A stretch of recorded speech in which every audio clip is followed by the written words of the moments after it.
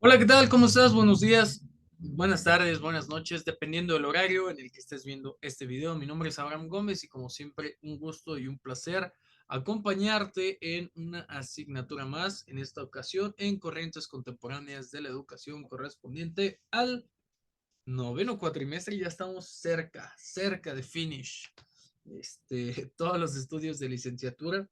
El día de hoy tenemos la unidad número 4, modelos de enseñanza para el desarrollo del individuo, y prácticamente estamos casi a la mitad de concluir con esta asignatura. Así es que yo te invito a que tengas ahí listo pues todo, tu cuaderno, tu carpeta, tu pluma, tus lápices, porque vamos a iniciar y quiero que estés muy pendiente porque en esta ocasión vamos a estar anotando. Voy a compartir pantalla, dame unos segundos.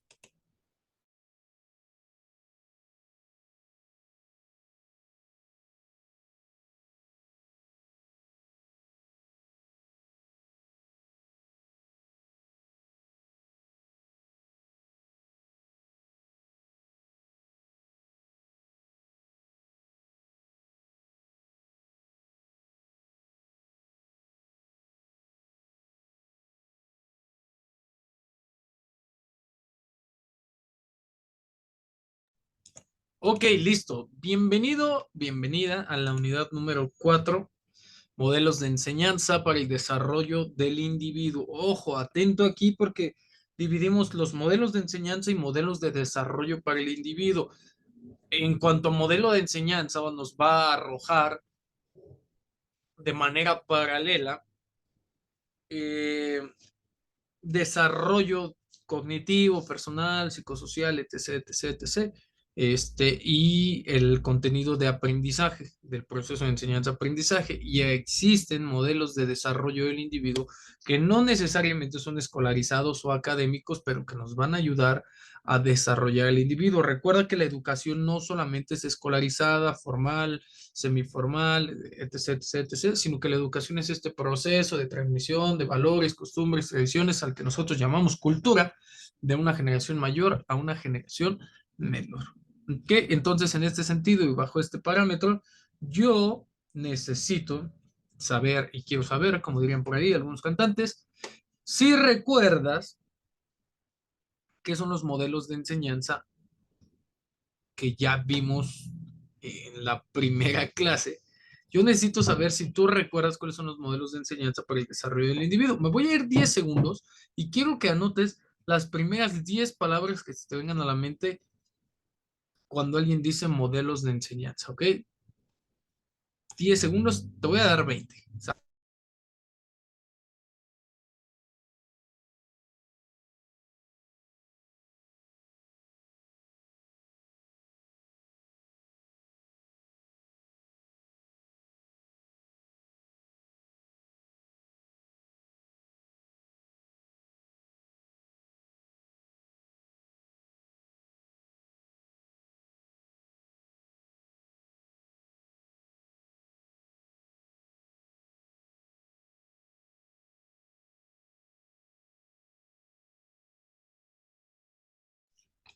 Listo, ok, vamos a hacer un review rápido y muy básico con las diapositivas que ya trabajamos. Quiero que tengas ahí a la mano y después las comentamos en clase. Los modelos de enseñanza o los modelos pedagógicos de enseñanza son, anótale ahí, vamos anotándole ahí, diferentes construcciones regladas, ¿ok? En las que se definen los contenidos, ahí lo puedes ver, en la que se definen los contenidos a enseñar, la metodología, los horarios o los procedimientos disciplinarios que cada uno de los docentes debemos aplicar en las aulas. ¿Ok? Ay, no me había visto por aquí andaba. Ojo, esto ya lo habíamos subrayado, pero no está de más resaltarlo. Debido a que hay diferentes formas de aprender y que cada alumno es único, los profesores deben estar armados con diferentes modelos pedagógicos para poder adaptarse a distintas situaciones.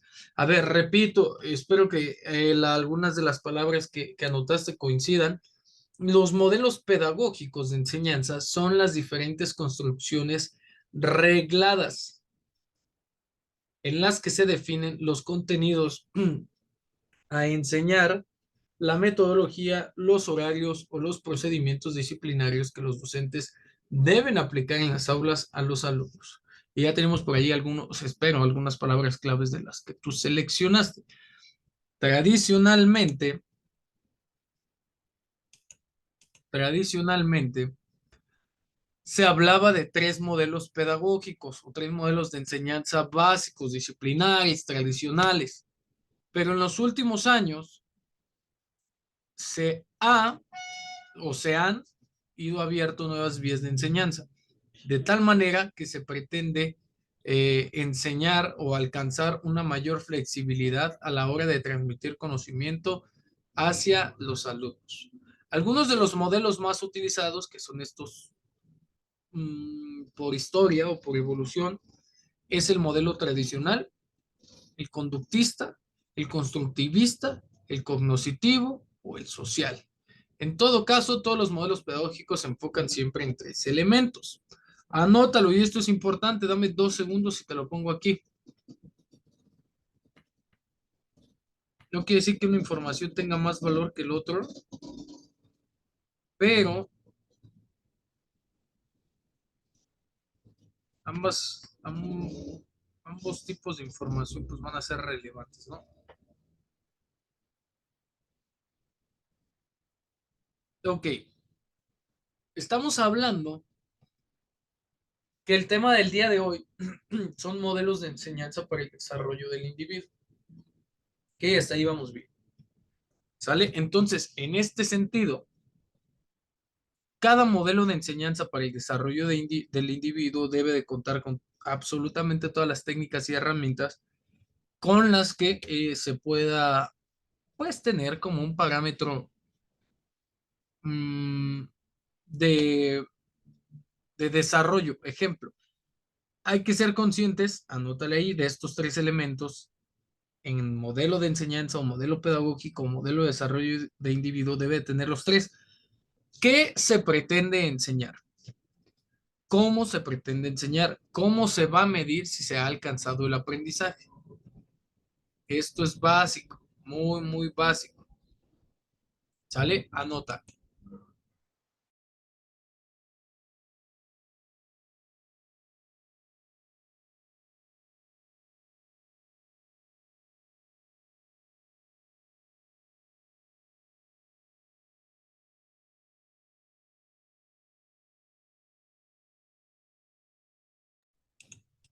Ok, ahora, una vez que partimos de la idea de que el modelo de enseñanza para el desarrollo del individuo debe de contar con los tres elementos básicos que se pretende enseñar, cómo se va a enseñar y cómo se va a medir si se alcanzó o no el aprendizaje, también debemos de observar que los elementos fundamentales que construyen estos modelos es el enfoque, la metodología y la evaluación. ¿Sale? Enfoque, ¿qué enseñar? El enfoque está referido a qué es lo que voy a enseñar. ¿Sí? Es una asignatura procedimental, conceptual, es una asignatura eh, de carácter afectivo, ¿sí? Es física. O sea, ¿cuál es el enfoque de la asignatura o del contenido de aprendizaje, dicho de una mejor forma? Metodología, ¿cómo enseñar? ¿Ok? La metodología va a ser cómo lo voy a enseñar. Esa información, técnica, procedimiento que quiero o proceso superior del pensamiento que quiero que desarrollen, ¿cómo la voy a enseñar? ¿Y cómo voy a medir que estos objetivos estén alcanzados? ¿Cómo voy a evaluar que se esté generando este aprendizaje? ¿Ok? Vamos a hablar de primera mano de 5, de 5 modelos de enseñanza para el desarrollo del individuo. ¿Ok? Y aquí nos vamos. Espero que las hayas visto y si no vas a tener tarea, las vas a tener que ver. Algunas películas que nos van a ayudar a desarrollar todo esto, ¿no? Ok, ¿estás listo? 3, 2, 1, modelo de enseñanza no directiva. Vamos a ver un poco de la bibliografía de Carl Rogers, porque es importante, él es el autor que desarrolla esta metodología y para tener un poco más de contexto.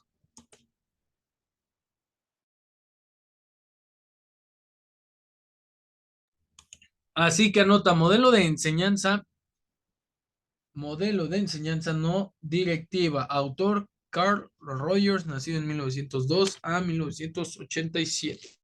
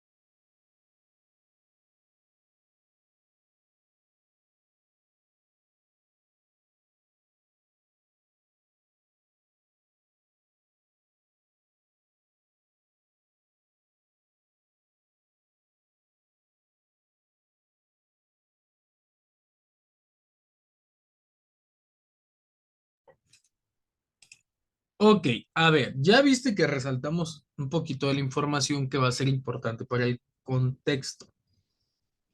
Carl Rogers, durante sus primeros años, podemos encontrar como datos interesantes que nació el 8 de enero de 1902, o sea, no tiene mucho que fue su aniversario, ¿no? Su natalicio. 1902, en Chicago, Illinois. Fue el cuarto de 6 hijos en una familia cristiana y conservadora. Desde niño, ojo, atento, porque aquí quiero que se entienda tal cual es. Desde niño destacó por sus capacidades y aprendió a leer a muy temprana edad. ¿Sí? Quiero que se entienda que es la persona que realiza esta teoría ha sido una persona destacada. Y además de ser destacada, tiene un lenguaje y un bagaje cultural que no es igual al de todos los demás que aprendimos en tiempo, forma o que nos tardamos, dependiendo del caso, ¿no? Digo, nos incluimos porque somos parte del ejemplo. Durante su adolescencia,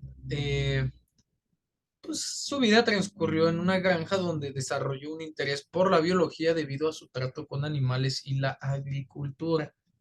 ¿Ok? Después, durante su periodo de formación y viaje a China, encontramos que estudió ciencias agrarias en la Universidad de Wisconsin, en Minnesota. Pero luego cambió, ojo, esto es importante, luego cambió a teología, disculpa, e historia.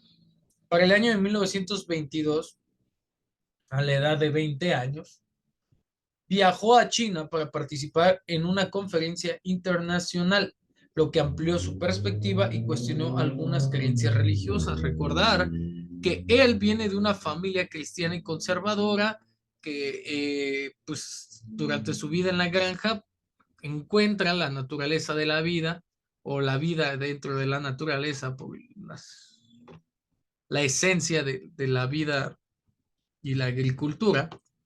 Y este viaje a China pues, le permite cuestionar algunas de estas creencias religiosas. Y aquí es importante, porque a ver, si cuestionamos el método que utilizaba, si cuestionamos o si ponemos en crítica o en juicio el método que utilizaba la iglesia o la religión para evitar asperezas, es un modelo muy tradicionalista que no le importa lo que quiere el educando, que no le importa si está de acuerdo o no con los preceptos, simplemente busca reproducir las conductas para ser parte de determinado grupo social.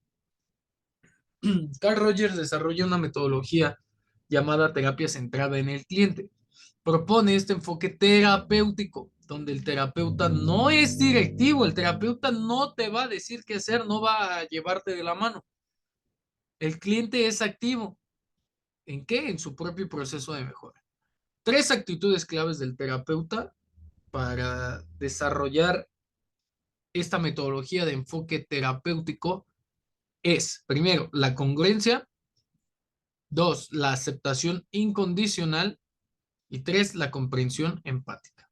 Ok, te lo anoto aquí, dame 2 segundos.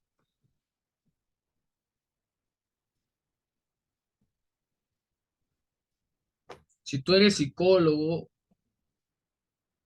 y no sabes cómo trabajar un modelo de terapia centrada en el cliente, bueno, pues ahí está la clave.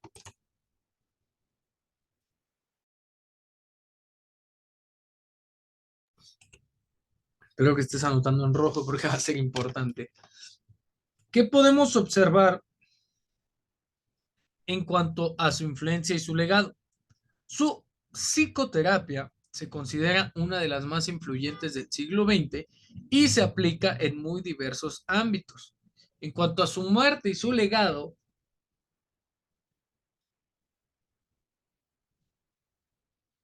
podemos encontrar que falleció en 1987, pero su legado perdura en la psicología moderna.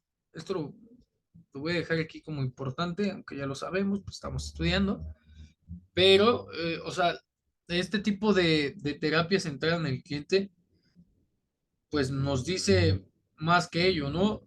Simple y sencillamente que de 1987, una resta fácil, a ver, vamos a ponerte a prueba, que de 1987 al 2024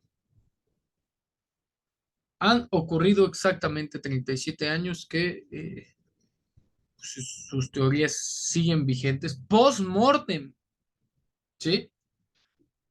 Porque pues estas teorías no se inventaron y salieron a la luz en 1987.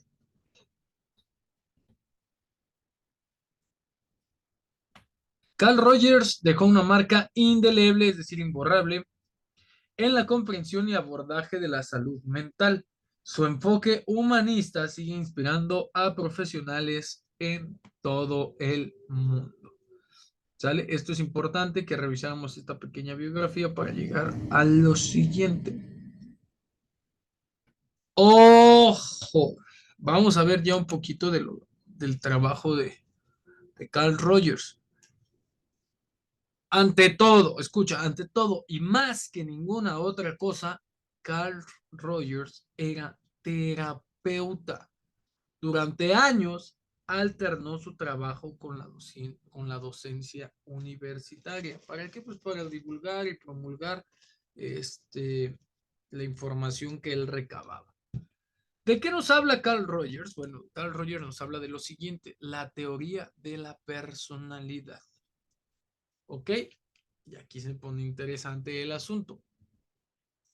El ser humano posee una capacidad latente, palpable, punzable o manifiesta de comprenderse a sí mismo.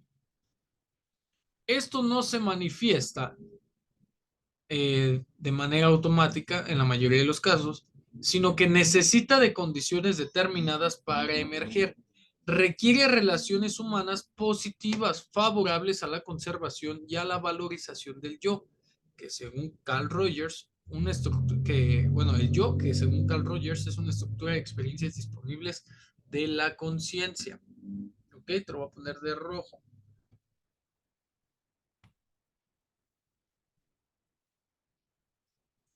En otras palabras, repito, todos tenemos una necesidad de comprender. Según Carl Rogers, no siempre nos queremos comprender, o no es nuestra necesidad, o no es algo que surja.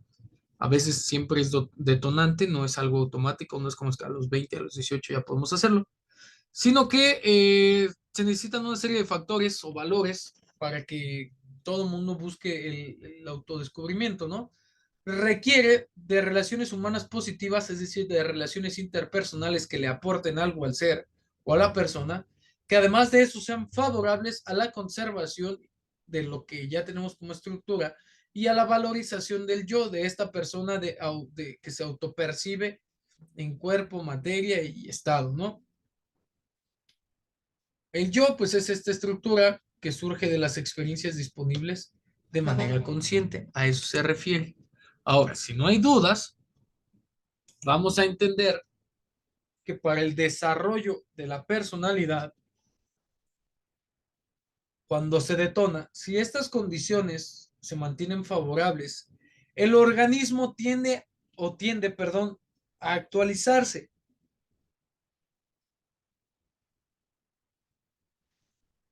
No es como que se borre una cosa y se haga otra, sino simplemente eh, esta estructura lo percibe como algo bueno para sí o para ella, como enriquecedor para su organismo y tiende a hacerlo acto en él para él, ¿ok? Obviamente lo que el individuo percibe como bueno para él puede no serlo, pero esto dependerá del cómo el yo las percibe, las vive, perdón, ¿ok? Vamos a hablar de dos ejemplos. Si yo creo que estoy estudiando pedagogía y que soy el mejor pedagogo del mundo, solo porque tengo buenas calificaciones y de pronto cuando tengo que entregar resultados o cuando se me atraviesa una limitante, me cuesta trabajo, tal vez la percepción de la realidad por ahí se altera un poquito, pero no importa, no pasa nada.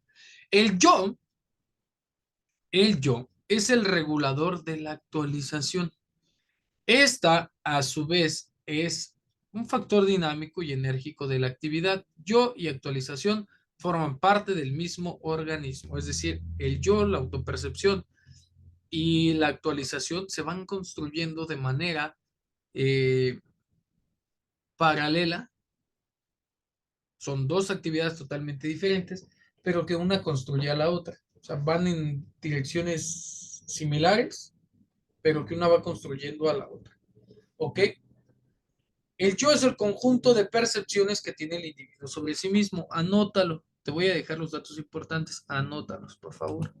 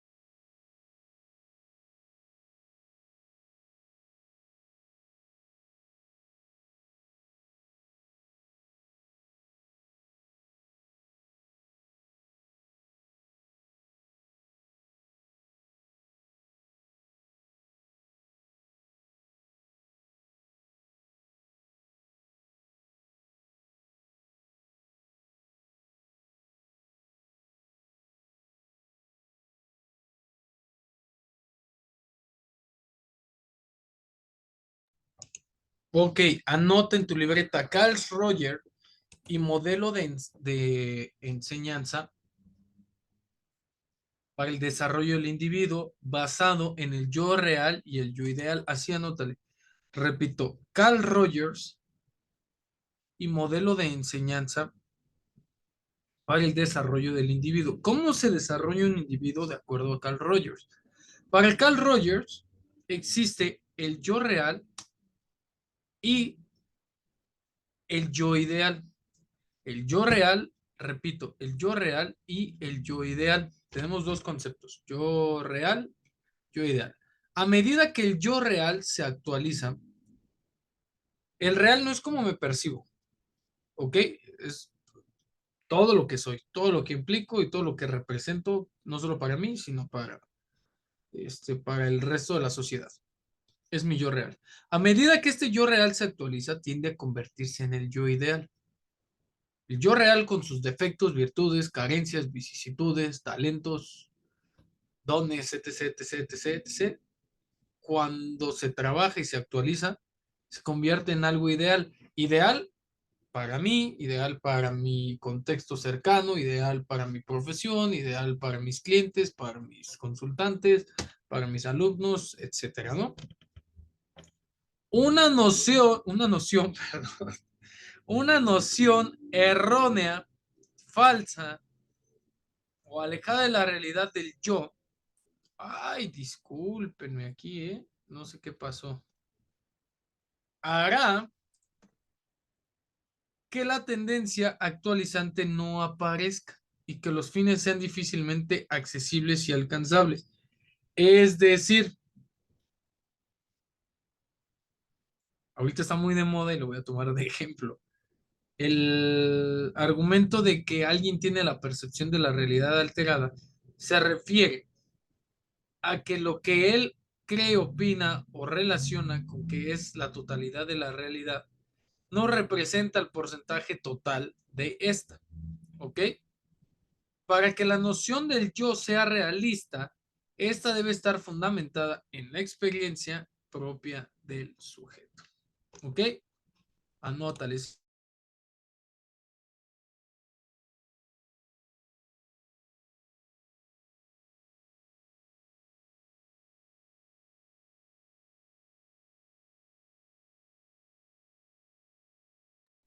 Screenshot, screenshot. Recuerda que en esta ocasión no va a haber diapositivas. Screenshot, anota.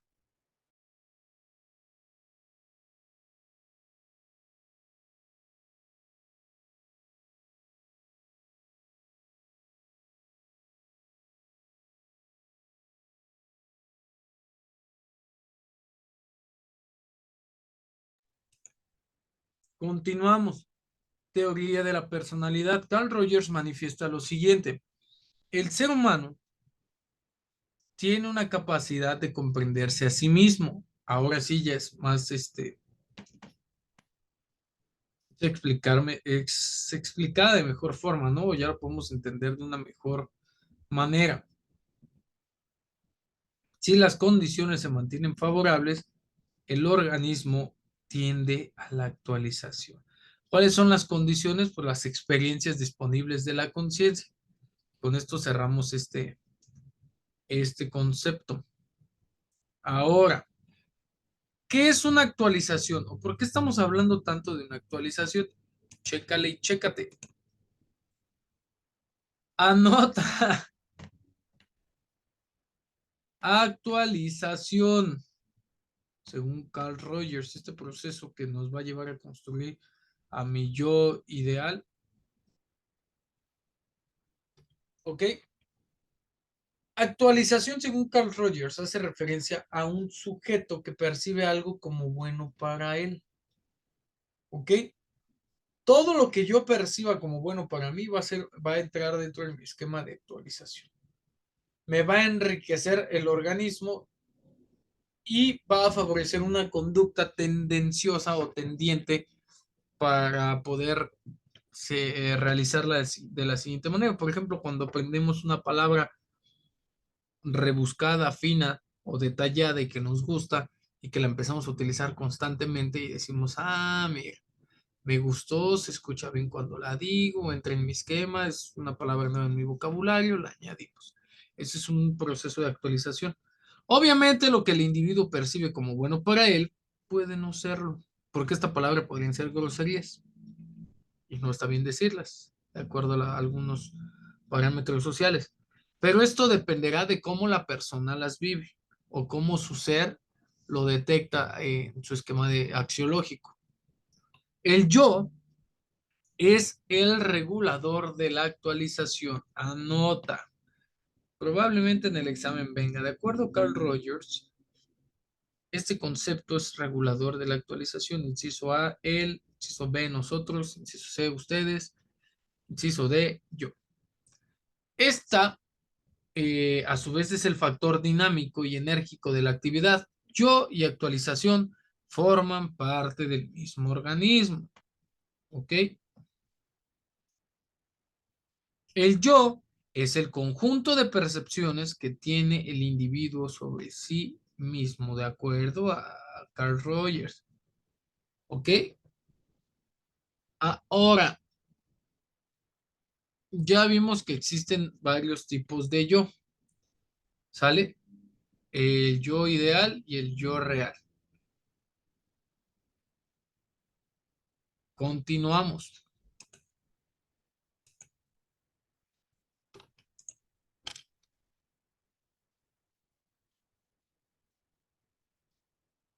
¿De qué nos habla Carl Rogers? Cuando estas actualizaciones se mantienen, o sea, cuando se realiza esta actualización, perdón, se habla que las condiciones fueron favorables. Te hago una pregunta, ¿a qué se refieren las condiciones favorables?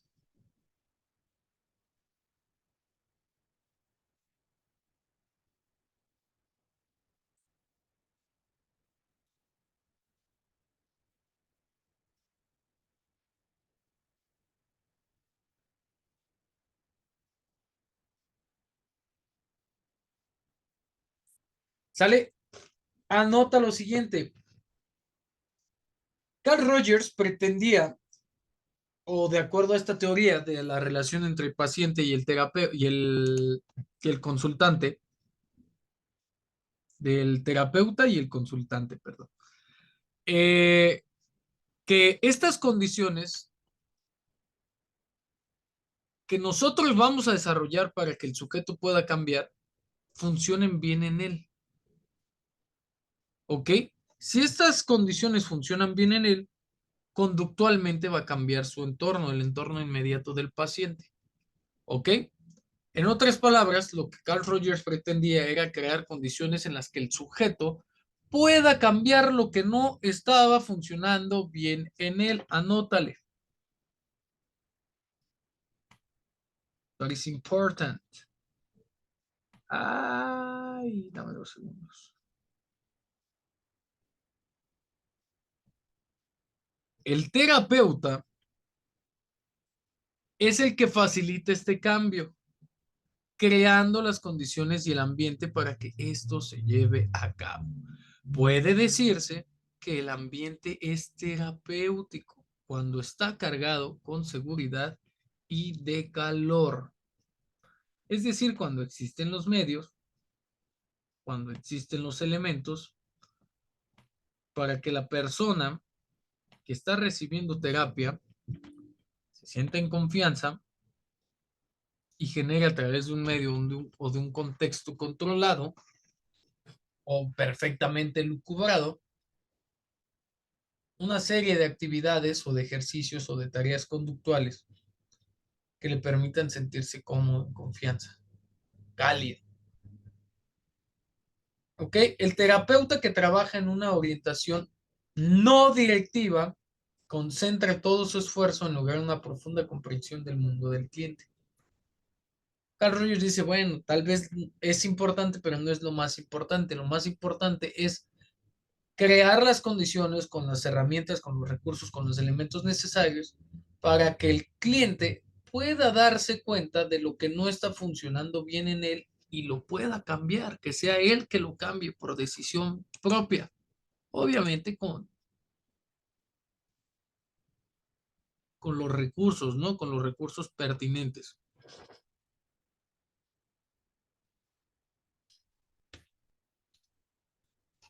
Continuamos. La terapia no directiva se centra en el paciente. Repito, la terapia no directiva se centra en el paciente, respetando el ritmo, la cualidad del relato del cliente, no se le interrumpe en sus pausas ni se le hace notar que ha cambiado de tema. El proceso está en sus propias manos. Además de un elevado grado de madurez emocional y autocomprensión, el terapeuta rogeriano debe poseer 3 características en las cuales el trabajo centrado en el cliente es imposible: la empatía, la autenticidad y la concepción positiva y liberal de las relaciones humanas. Te las dejo aquí abajo, pero te las voy a subrayar.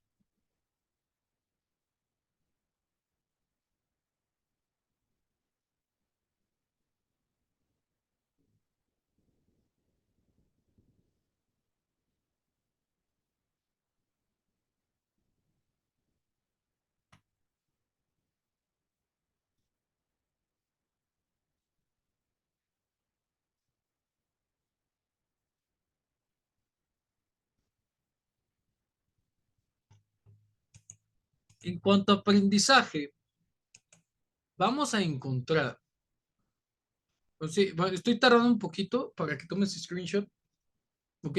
Te dé tiempo como de guardar el archivo y eso, por si no lo habías notado, por si no lo estabas haciendo, más o menos ahí vamos. Perdón, ahí vamos midiendo el tiempo. La enseñanza centrada en el estudiante, de acuerdo a esta teoría de aprendizaje y de acuerdo a Carl Rogers, intenta facilitar el autoaprendizaje que está a merced o a la creación de un clima determinado. Frente a la pedagogía de la represión, levanta la de la empatía. El trabajo, anota, esto es importante, de acuerdo al modelo de enseñanza al modelo de enseñanza no directiva de Carl Rogers. El trabajo del educador y del maestro, así como el del terapeuta, están ligados al problema de los valores. Anótale.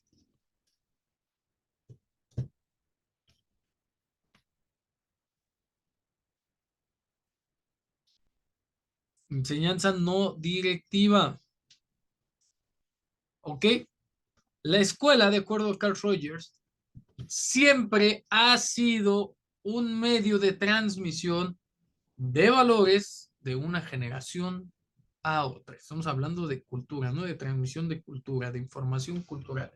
Este proceso, al año 2024 y para los tiempos de Carl Rogers, supone una crisis o elucubra una crisis, ya que las personas se encuentran en la encrucijada de los distintos valores y hasta divergentes. Se trata de un enfrentamiento de valores democráticos entre lo que está bien, lo que está políticamente correcto y lo que no lo es. Por supuesto, Carl Rogers acepta o opta por los primeros. ¿Sale?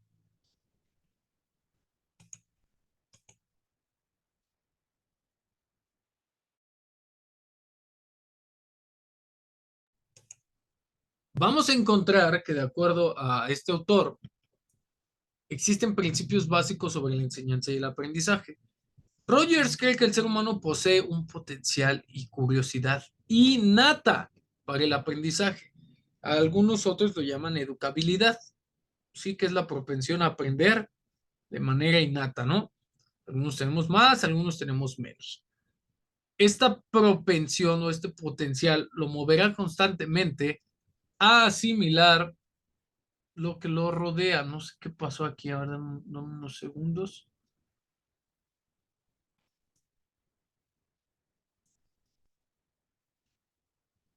Este aprendizaje necesita determinadas circunstancias y condiciones, como ya lo platicamos. No directivo, condiciones y circunstancias favorables. ¿Ok? Una de ellas es la pertenencia del asunto de aprender. En este, el aprendizaje significativo tiene lugar cuando el estudiante percibe el tema de estudio como importante para sus objetivos. Mira nada más que chulada. O sea, esto es una ventaja y al mismo tiempo puede ser una limitante, porque si el estudiante no se da cuenta, limitante. Ahora, además de los contenidos pertinentes, no deben amenazar el yo.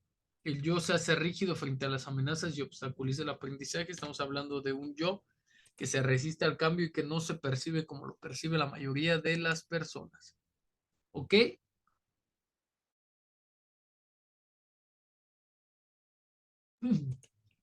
Por otra parte, el aprendizaje participativo es más eficaz que el aprendizaje pasivo. El aprendizaje se facilita cuando el estudiante participa responsablemente en un proceso mínimo de aprender. Principios básicos sobre la enseñanza y el aprendizaje respecto al contenido de aprendizaje en las palabras de Carl Rogers. El aprendizaje social más útil es el aprendizaje del proceso de aprendizaje. ¿A qué nos referimos? En donde adquirimos una continua actitud de apertura frente a las experiencias e incorporamos en nosotros mismos el proceso de cambio. ¿Ok? El núcleo de la relación educativa, para Carl Rogers, está centrada en el aprendizaje y no en la enseñanza. Además que el aprendizaje más significativo es el aprendizaje autoiniciado, el que, por así decirlo, de autoconsumo, el aprendizaje que realizamos por el simple y llano favor de querer aprender. Según Rogers, no se puede enseñar a otra persona directamente, solo se puede facilitar el aprendizaje. Subraya eso y anótalo y saca el scratch.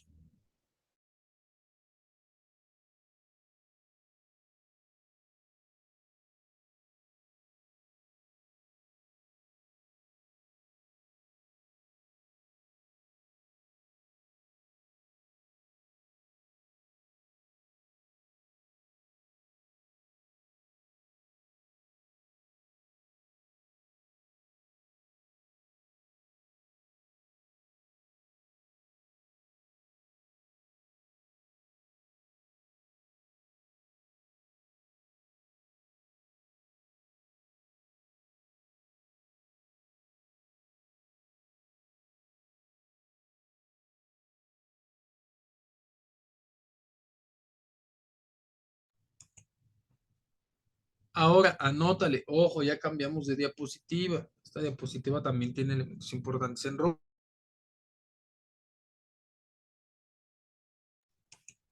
Estamos hablando de Carl Rogers y que el aprendizaje es importante y que el aprendizaje va a determinar y que lo importante es aprender para poderlo aplicar o para poder adquirirlo de manera significativa, ¿no? ¿A qué tipo de aprendizaje? Ya les dije, pero ¿a qué tipo de aprendizaje hace referencia Carl Rogers? Al dos, al vívido, al vivencial, a través de la experimentación o a través eh,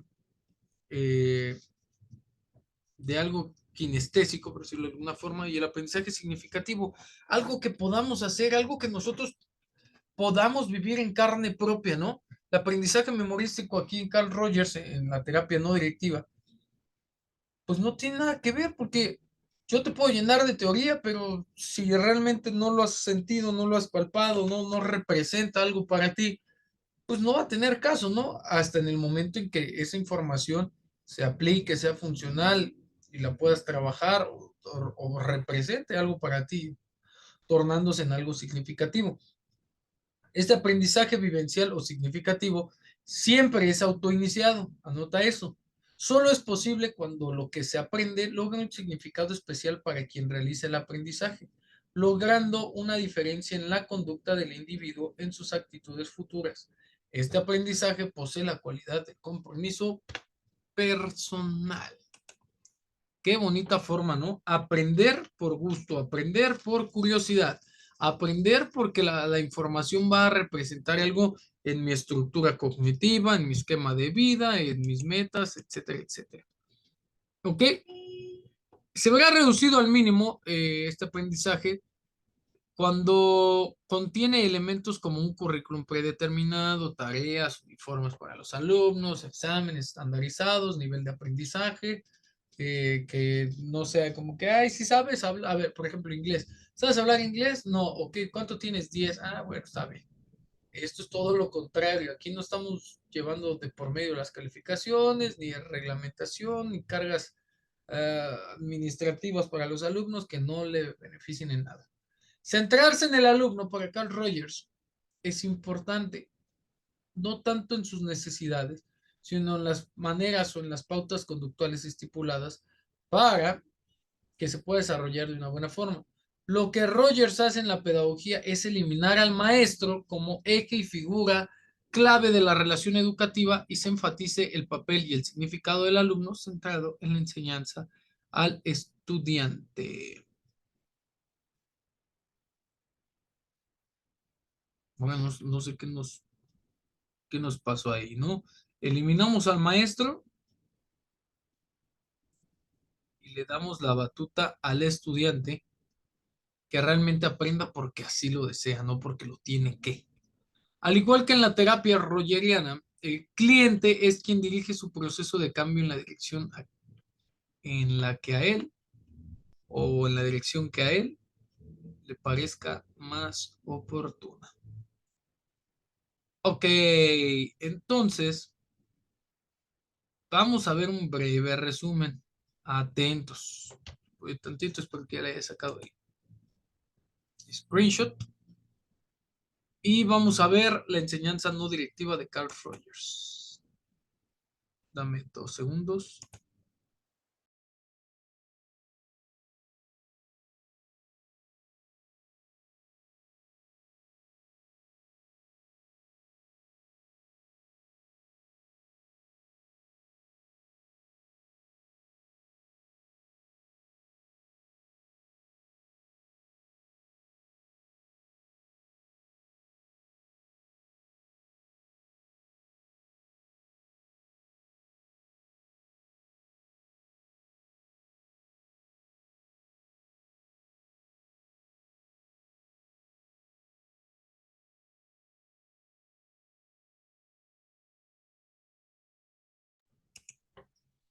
Ok.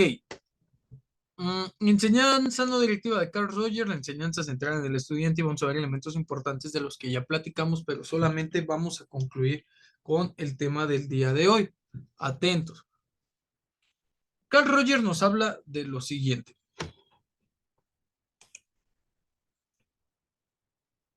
Para que el aprendizaje pueda suceder, necesitamos que las teorías de aprendizaje sean dominadas.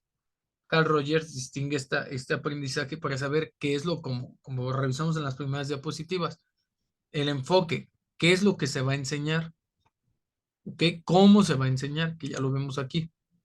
¿Qué es la enseñanza? Para Rogers, la enseñanza no directiva eh, es cuando el docente respeta la capacidad de los tiempos de estudiantes para identificar los problemas y proponer soluciones.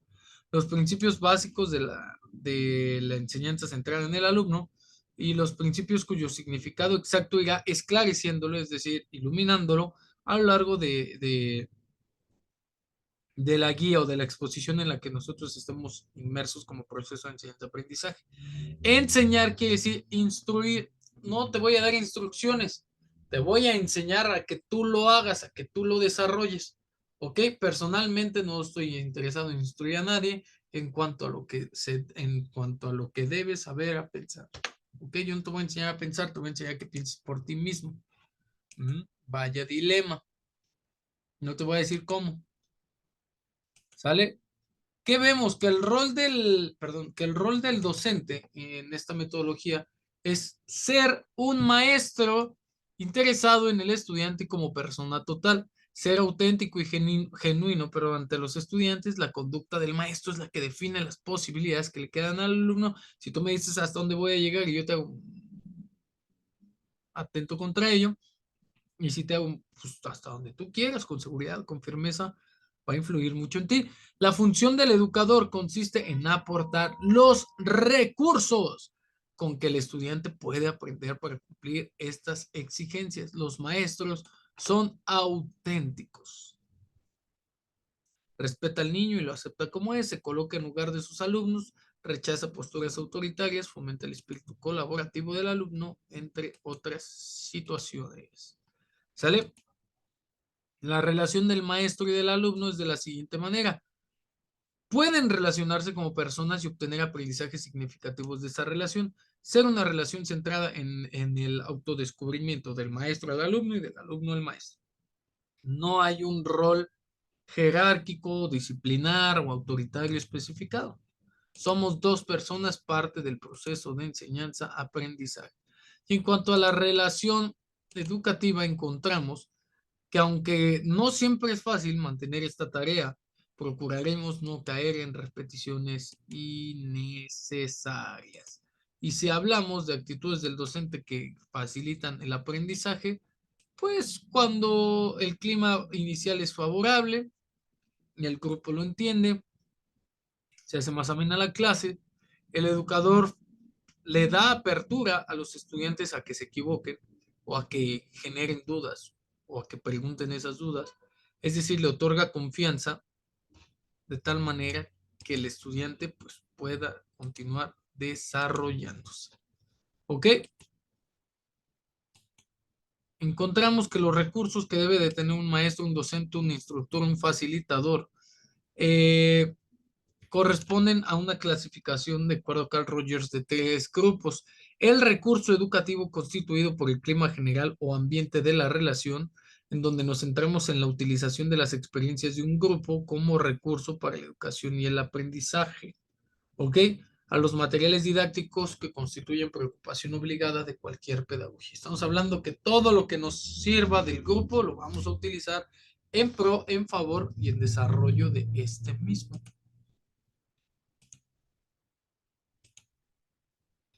Si hablamos de la evaluación y la libertad de la educación no directiva, tenemos que hablar de la siguiente manera. Los exámenes estandarizados eh, van a ser un método de evaluación externa. No los vamos a quitar, pero no va a ser la calificación o la evaluación ponderante. En condiciones de evaluar, esta situación es gradual. Vamos viendo los procesos que han alcanzado los alumnos y los alumnos adoptarán soluciones sensatas y se les otorga la libertad para elegir. Cuando se deja la libertad a los alumnos para que estudien a su manera, los conceptos que elaboran tienen, de acuerdo a Carl Rogers, más profundidad, más comprensión y más duración porque están aprendiendo porque así lo desean, no porque así se les obliga. ¿Ok? Se propone la evaluación cualitativa rescatando la eficacia de los alumnos. Escuela nueva, totalmente escuela nueva. ¿Ok? Ahora, ay, un segundo, no nos podemos salir. Vamos a ver ahorita en unos momentos más en nuestra clase en vivo el modelo de entrenamiento, el modelo de desarrollo de la creatividad, de sistemas conceptuales, de desarrollo de la responsabilidad, para que no te pierdas absolutamente nada de estos temas.